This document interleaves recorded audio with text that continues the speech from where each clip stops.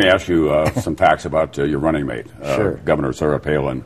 You continue to defend her. She continues to light up Republican rallies wherever she goes. I don't defend her. I praise her. Yeah. I don't defend her.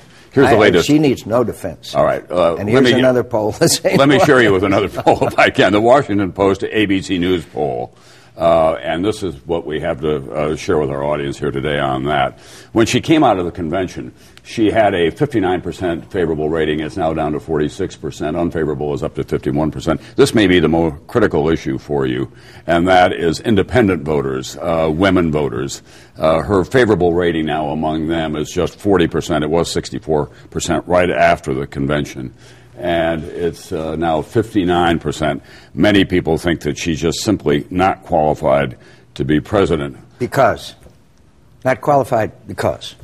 She's not qualified because she's had a lot of exposure in the last 3 months or so of vice presidential debate, a number of interviews with people who were selected by your campaign, after all. She's had some of those interviews were quite friendly, not necessarily prosecutorial, and they have come to the conclusion, based on everything that we're seeing, that she's not qualified to be president. Well, first of all, I thought she did fine in the debate. So did most people in the debate with Senator Biden. She has more executive experience than Senator Biden and Senator Obama together.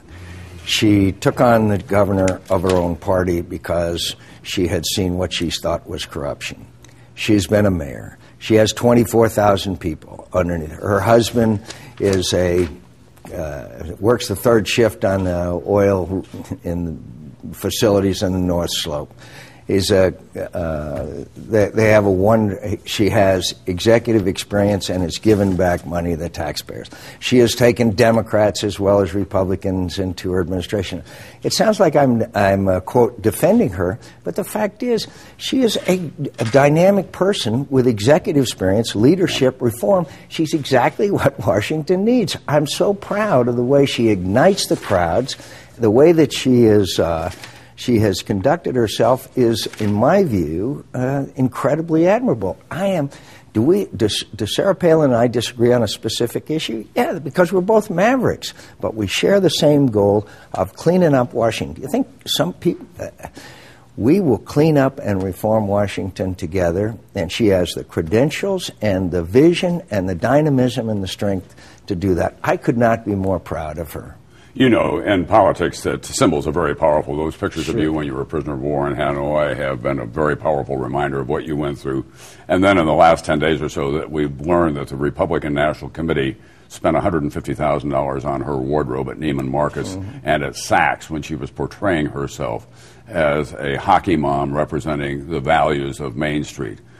Wasn't that a colossal mistake on the part of the RNC? No, look, she lives a frugal life. She and her family are not wealthy.